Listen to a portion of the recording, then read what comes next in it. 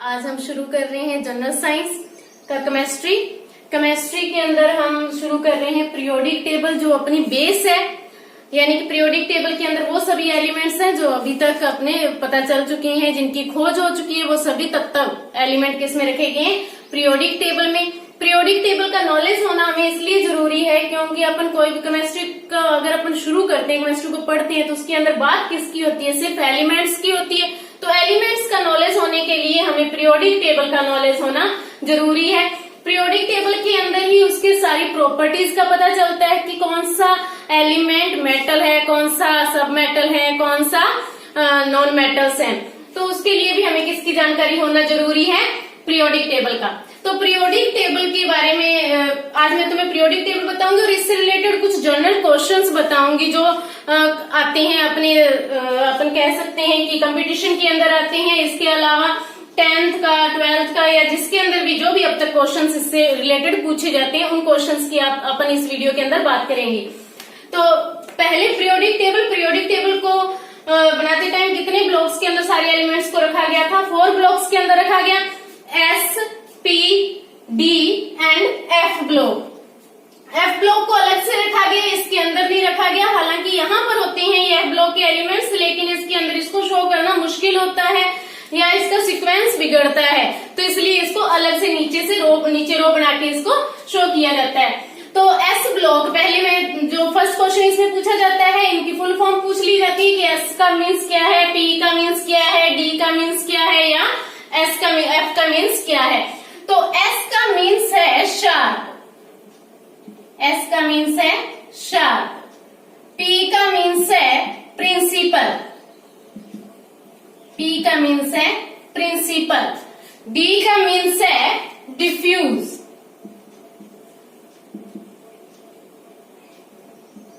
और F का means है फंडामेंटल।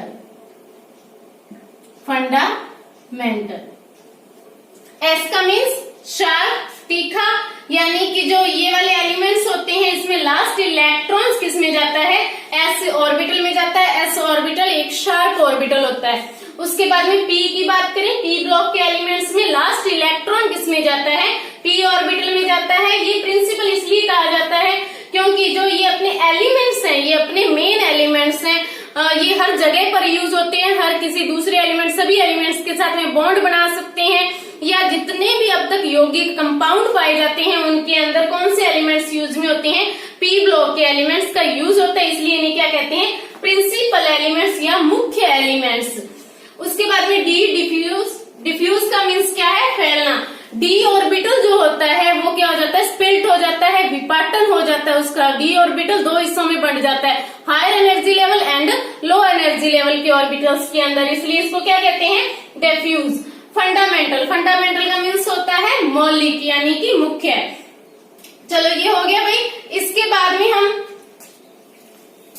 हम शुरू कर रहे हैं इसका इनके एलिमेंट्स के नेम। हमें एलिमेंट्स का पता होना चाहिए कि हमें ये पता करने के लिए कि कौन से मेटल्स है, कौन सा एलिमेंट किसके बाद आता है। ये पता करने के लिए हमें किसकी जरूरत पड़ती है कि इनकी हमें सीक्वेंस का पता होना चाहिए। सीक्वेंस का पता कब होगा, जब हमें ये एलिमेंट्स के कम से कम सिंबल तो याद हो। नेम याद हो ना हो वो बात की बात है, लेकिन कम से कम इनके सिंबल याद हो। तो हमें उसके लिए इनकी मैं तुम्हें कुछ ट्रिक बता रही हूँ, इसके अलावा आप अपनी भी कोई ट्रिक यूज में ले सकते हैं। जैसे इसकी है हेली ने की रब से फरियाद, हेली ने की रब से फरियाद। है से हाइड्रोजन, ली से लिथियम, ने से सोडियम, की से potassium, rubidium, caesium and francium. हेली ने की रब से फरियाद। उसके बाद में इसका है बेटा मांगे कार स्कूटर बाप रोए। मैं फिर से रिपीट कर रही हूँ, अगर आप नोट करना चाहें तो। बेटा मांगे कार स्कूटर बाप रोए। सिर्फ ट्रिक है ये देखने के लिए, ये याद रखने के लिए कि कौन सा एलिमेंट पहले आता है और कौन सा एलिमेंट बाद में आता है। उसके बाद में है science teacher Vinita science teacher Vinita या वीना क्रोमानी मन फेंको नी क्यों जलाती हो। फिर से रिपीट कर रही हूँ, साइंस टीचर विनीता कुरमानी मन फेंकोनी क्यों जलाती हो। उसके नीचे वाला, यारी जरा निभा मौत तक रुकावट राह में पड़े तो आग में कूद जा। यारी जरा निभा मौत तक रुकावट राह में पड़े तो आग में कूद जा। नेक्स्ट वाला है, ला हफ्ता। हफ्ता होता है भी जो पुलिस वाले लेते हैं या साउथ मूवीज के अंदर गुंडे लोग लेते हैं। हफ्ता वरना रे और इधर पिटाई और होगी। हो गया भी, ला हफ्ता वरना रे और इधर पिटाई और होगी।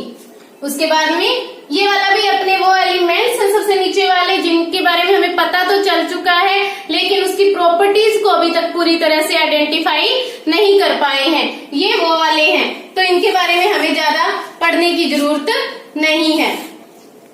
उसके बाद में देखो आगे वाला, बैंगन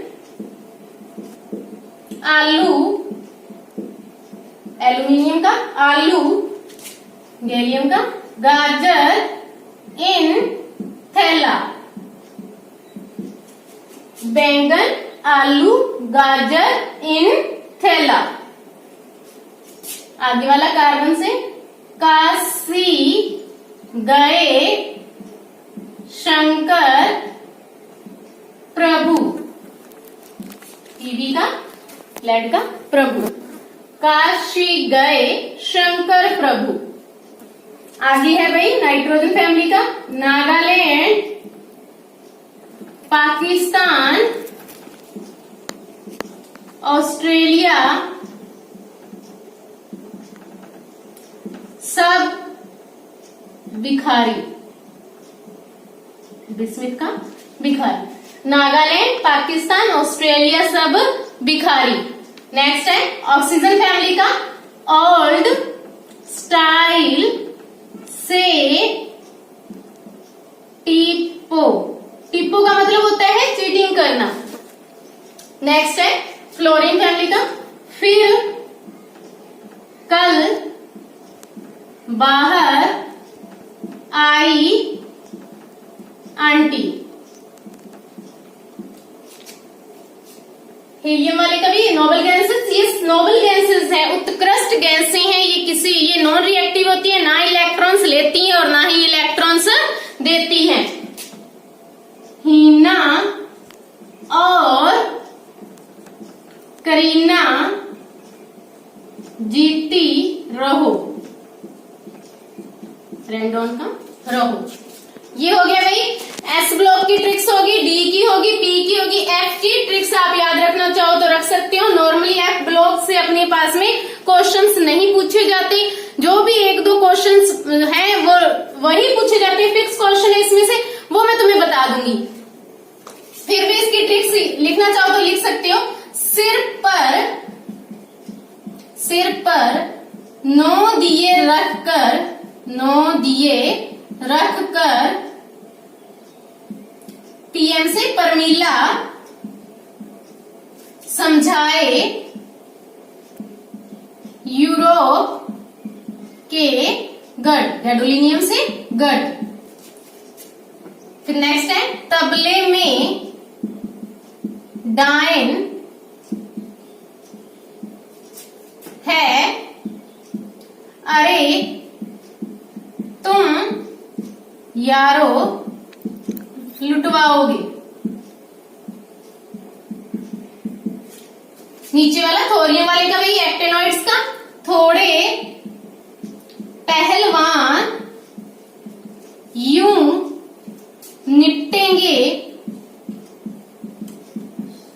पहले से आम, अमरेशियम का आम कम बिकेंगे।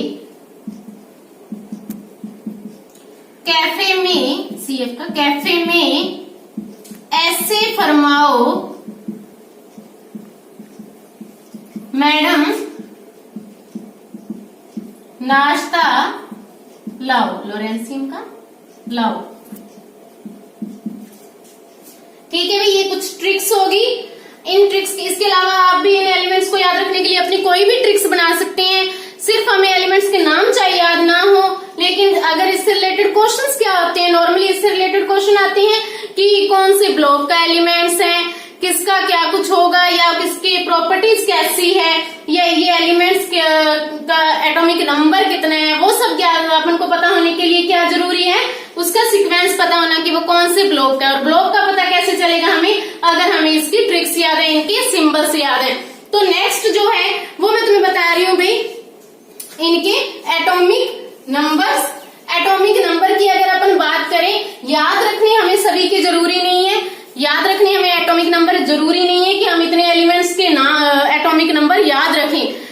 नॉर्मली एटॉमिक नंबर के ऊपर क्वेश्चन रेयर आता है, लेकिन फिर भी हाइड्रोजन का हमें पता है 1 होता है और हीलियम 2 होता है। हाइड्रोजन का 1, हीलियम का 2।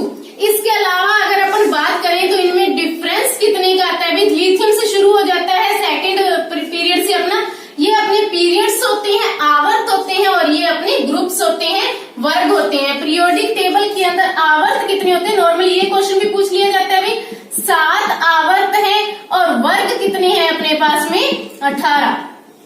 ग्रुप्स कितने हैं 18, और आवर्त पीरियड कितने हैं 7। तो सेकंड से स्टार्ट करते हैं अपन, क्योंकि फर्स्ट में तो कौन से आ जाते हैं, हाइड्रोजन और हीलियम आ जाते हैं। सेकंड अपना शुरू होता है 3 नंबर से, लिथियम से।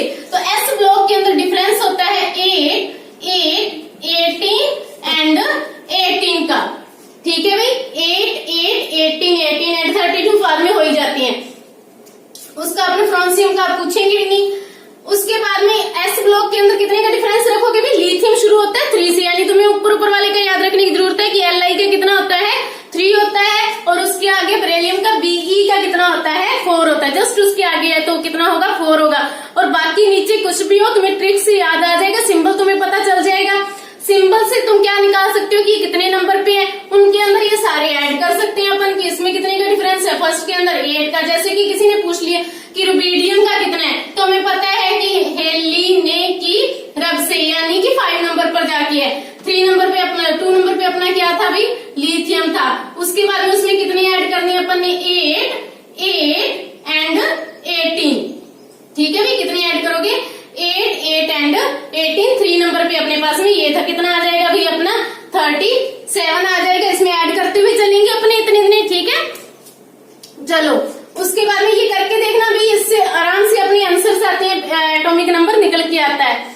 उसके बाद में इधर बात कर लें अगर अपन, तो इधर कितने का गैप होता है भाई 8, 18 एंड 32 का गैप होता है। 8, 18 एंड 32 का गैप होता है। पी ब्लॉक के अंदर 8, 18 एंड 32 का गैप होता है। उसके बाद में अपन इसमें बात करते हैं डी ब्लॉक का।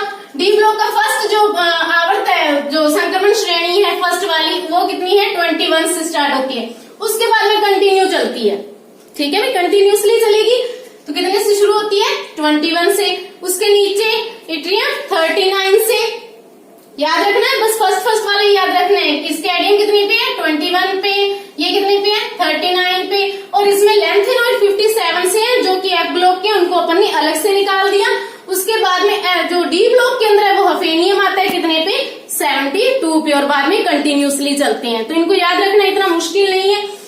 और अगर अपन लेंथ एफ ब्लॉक की अगर बात करें तो एफ ब्लॉक के एटॉमिक नंबर तुमसे नहीं पूछे जाते, इनकेस पूछे भी जाते हैं कितने से शुरू होती है, लेंथेनम सीरीज शुरू होती होती है 58 से और थोरियम कितने से 90 से स्टार्ट होता है। ठीक है भाई। उसके बाद में हम ये एटॉमिक नंबर हो गया, मैं कुछ क्वेश्चंस बता रही हूँ इससे रिलेटेड। इसमें नेक्स्ट क्वेश्चन पूछे जाते हैं इनके लैटिन नेम कि जो ये एलिमेंट है, तत्व है, इसका लैटिन नेम क्या है। तो किस किस के पूछ सकते हैं, जैसे अपन से पूछ लेंगे सोडियम का। सोडियम का लैटिन नेम क्या है, मैं यहाँ पर लिख रही हूँ। सोडियम का लैटिन नेम है नेट्रियम। इसके अलावा पूछ लेते हैं पोटेशियम का, कैलियम।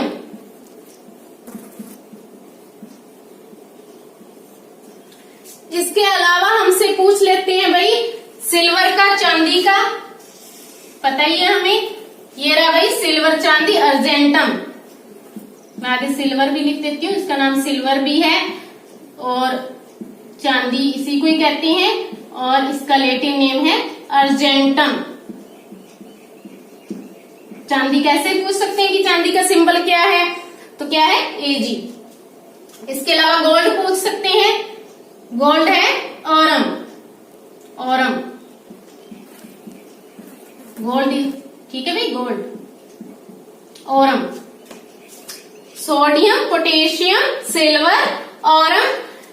इसके अलावा आपसे पूछ सकते हैं भाई वो लेड का, प्लम्बियम का, पीबी, लेड, प्लम्बियम, प्लम्बियम, लेड, शीशा जिसको कह देते हैं। ठीक है भाई। इसके अलावा किसका पूछ सकते हैं भाई, टिन का,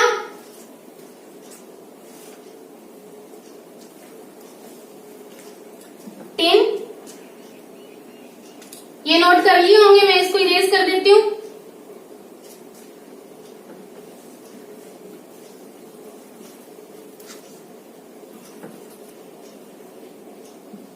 स्टेनम, टिन, स्टेनम, टिन। इसके अलावा एंटीमनी का पूछ सकते हैं।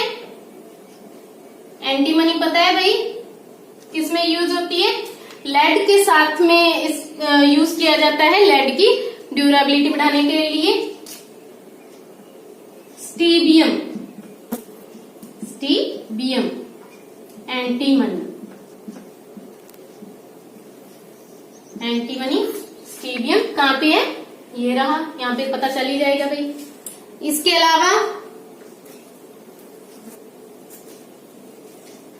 अलावा देखो भाई जो बल्ब के फ्यूज के अंदर यूज में आता है, बल्ब का फ्यूज बनाने में क्या, फ्यूज बनाने में भाई टंगस्टन क्यों यूज में लिया जाता है, क्योंकि इसका गलनांक बहुत ज्यादा होता है। इसका लैटिन नेम है वोल्फ्रेम, टंगस्टन, इसका गलनांक बहुत ज्यादा होता है इसलिए इसको यूज में लिया जाता है, टंगस्टन, वोल्फ्रेम। इसके अलावा आयरन पता ही है, फेरस, आयरन तो सभी को ही पता है भाई, फेरस, आयरन, लोहा, आयरन, लोहा, तो उसका लैटिन नेम क्या है, फेरस। इसके अलावा भाई सबके लगभग हो गए हैं जो कि पूछे जा सकते हैं, ये कुछ नेम है जो लैटिन नेम जो पूछे जा सकते हैं आपसे। इसके बाद में हम बात करेंगे इसकी, ये नोट कर लिया होगा भाई। इसके बाद में हम बात करेंगे इनकी प्रॉपर्टीज की कि इसमें से कौन से मेटल्स हैं, कौन से सब मेटल्स हैं और कौन से नॉन मेटल्स हैं। ठीक है भाई, तो मेटल्स की बात करते हैं हम। तो देखो यहां से लेकर जो मैंने रेड मार्क किया वो सारे इधर वाले क्या है, मेटल्स, धातु हैं। ठीक है भाई, एस ब्लॉक भी क्या है, धातु है, डी ब्लॉक भी पूरा क्या है, धातु है। तो अगर पूछ लिया जाए कि एस ब्लॉक के तत्व क्या कहलाते हैं, तो क्या कहलाते हैं, धातु। क्या होते हैं एस ब्लॉक के तत्व, धातु। और डी ब्लॉक के तत्व भी क्या होते हैं, धातु। अगर आपको ऑप्शन में दिया गया है धातु या संक्रमण धातु तो आप कहोगे संक्रमण धातु। डी ब्लॉक के तत्व क्या होते हैं, संक्रमण धातु, ट्रांजिशन एलिमेंट्स। ट्रांजिशन एलिमेंट्स का मीन्स क्या है या संक्रमण का क्या मीन्स होता है, संक्रमण का मीन्स होता है एक इलेक्ट्रॉन एक ऑर्बिटल से दूसरे ऑर्बिटल में मूव करे, उसे क्या कहते हैं, ट्रांजिशन। इसीलिए जो डी ब्लॉक के एलिमेंट्स होते हैं वो कैसे होते हैं, कलरफुल होते हैं। जैसे कि अपन बात करें ऑरम भी आपने देखा है, गोल्ड देखा है, येलो कलर का होता है। तो ये आयरन लगभग कैसा, आयरन कैसा होता है, भी ब्लैक कलर का। तो ये क्या करते हैं, अपने कलर शो करते हैं। तो उसका कारण क्या है कि जब इलेक्ट्रॉन एक ऑर्बिटल से दूसरे ऑर्बिटल में, मैंने पहले बताया था कि ये डी ऑर्बिटल जो होते हैं डिफ्यूज हो जाते हैं, दो हिस्सों में बढ़ जाते हैं, higher energy level and low energy level. तो यहाँ का इलेक्ट्रॉन जब यहाँ पर जाएगा तो वो एनर्जी को ऑब्जर्व करेगा, ऊर्जा लेगा, ऊर्जा को ग्रहण करके वो ऊपर जाएगा भाई। और वहां पर वो क्या होता है, अस्थायी होता है, अनस्टेबल होता है, इसलिए वो ये यहाँ पर ज्यादा देर नहीं रुकता और वापस कहाँ पे आता है, अपने उसी ऑर्बिटल में आता है। जैसे ही अपने ऑर्बिटल में आएगा वो ऊर्जा को छोड़ेगा। अब उसने कितनी वेवलेंथ की, कितनी तरंग दे रहे की ऊर्जा अवशोषित की थी, और जब वो छोड़ेगा उसी ऊर्जा को, जो उसने ग्रहण की थी वही ऊर्जा छोड़ेगा। जब उसको छोड़ेगा तो हमें उसका पूरक रंग दिखाई देगा, अपन को कलर दिखाई देगा। तो ये क्या होता है, ट्रांजिशन होना, या मतलब कि संक्रमण होना। इसीलिए इन धातुओं को क्या कहते हैं, संक्रमण धातुएं कहते हैं। उसके बाद में हम बात करते हैं भाई पी ब्लॉक के एलिमेंट्स। क्वेश्चन आ जाए कि पी ब्लॉक के जो तत्व हैं वो क्या होते हैं। तो पी ब्लॉक में तीनों प्रकार के हमें मिलते हैं, धातु भी होती है, उपधातु भी होती है और अधातु भी होती है। तो देखो भी ये ब्रोन और ये सिलिकॉन, ये जो मैंने यहाँ पर रेड मार्क किया है, ये सब क्या है, उपधातु है या सब मेटल्स है। यानी कि इनमें धातु के गुण भी है और अधातु के गुण भी है, मेटल्स भी है और नॉन मेटल्स भी है। जब ये भाई देखो मेटल का क्या प्रॉपर्टी होती है, मेटल की प्रॉपर्टी होती है कि वो इलेक्ट्रॉन को इजीली छोड़ देता है, इजीली छोड़ देता है, आसानी से इलेक्ट्रॉन को छोड़ देता है, ये धातु का गुण होता है। और अधातु का गुण कौन सा होता है, वो आसानी से इलेक्ट्रॉन को ग्रहण कर लेता है। यानी जो इलेक्ट्रॉन को ग्रहण करता है वो तो अधातु होता है और जो इलेक्ट्रॉन को छोड़ता है वो धातु होता है। ये अपन मेन प्रॉपर्टी जो हम धातु और अधातु में डिफरेंशिएट करने के लिए पढ़ते हैं। तो यहाँ पर अगर अपन धातु की बात करें, ये सारे हैं, ये आसानी से अपना इलेक्ट्रॉन छोड़ देते हैं। और यहाँ पर इनकी बात करें, ये इलेक्ट्रॉन को ग्रहण करते हैं। तो जब सब मेटल्स का क्या काम होता है, जब इधर वाले एलिमेंट्स के साथ में ये रिएक्शन करेंगे, इनके साथ में मिलकर यौगिक बनाएंगे तो इलेक्ट्रॉन को ग्रहण करेंगे, और जब इनके साथ में यौगिक बनाएंगे तो इलेक्ट्रॉन को छोड़ेंगे। यानी कि इलेक्ट्रॉन्स को छोड़ते भी हैं और ग्रहण भी करते हैं, इसलिए इन्हें क्या कहते हैं, सब मेटल्स कहते हैं, उपधातु कहते हैं। कई बार ये पूछ लिया जाता है, ऑप्शन के अंदर दे दिया जाता है कि इनमें से उपधातु कौन सी है। तो जो जो मैंने ये रेड मार्क किए हैं भाई, ये सारी क्या है, उपधातु है, ठीक है भाई। और इससे इधर वाले ये क्या है, अधातु। जैसे कि ये पता ही हमें, ऑक्सीजन, फ्लोरीन, नाइट्रोजन क्या है, गैस है, ठीक है। तो ये क्या है, अधातु है, कार्बन हुआ, फास्फोरस हुआ, ये सब क्या है, अधातु है। उसके बाद में हम बात करें एफ ब्लॉक के तत्व भी क्या है भाई, धातु ही है। अब इससे रिलेटेड अदर क्वेश्चंस की हम कुछ बात कर लेते हैं। जैसे कि हमने शुरू किया था मोर इलेक्ट्रोनेगेटिव एलिमेंट्स, इसमें एक क्वेश्चन पूछ लिया जाता है कि ज्यादा विद्युत ऋणी तत्व कौन सा है। विद्युत ऋणता, ये इलेक्ट्रॉन नेगेटिविटी क्या होती है, विद्युत ऋणता होती है किसी भी परमाणु के द्वारा इलेक्ट्रॉन को आकर्षित करने की क्षमता, यानी इलेक्ट्रॉन को अट्रैक्ट करने की एफिशिएंसी क्या कहलाती है, विद्युत ऋणता या इलेक्ट्रॉन नेगेटिविटी। हमने जब मैं तुम्हें एटॉमिक स्ट्रक्चर करवाऊंगी, एटम की स्ट्रक्चर पढ़ाऊंगी, तब मैं तुम्हें बताऊंगी कि कैसे इलेक्ट्रॉन्स को अट्रैक्ट करता है, कौन सा ज्यादा करता है या कौन सा कम करता है। तो अभी मैं थोड़ा सा हिंट दे देती हूँ। जैसे कि हम बात करें, ये नाभिक है, तो नाभिक हमें भी पता है कि विपरीत आवेश एक दूसरे को आकर्षित करते हैं, अपोजिट चार्ज एक दूसरे को अट्रैक्ट करते हैं।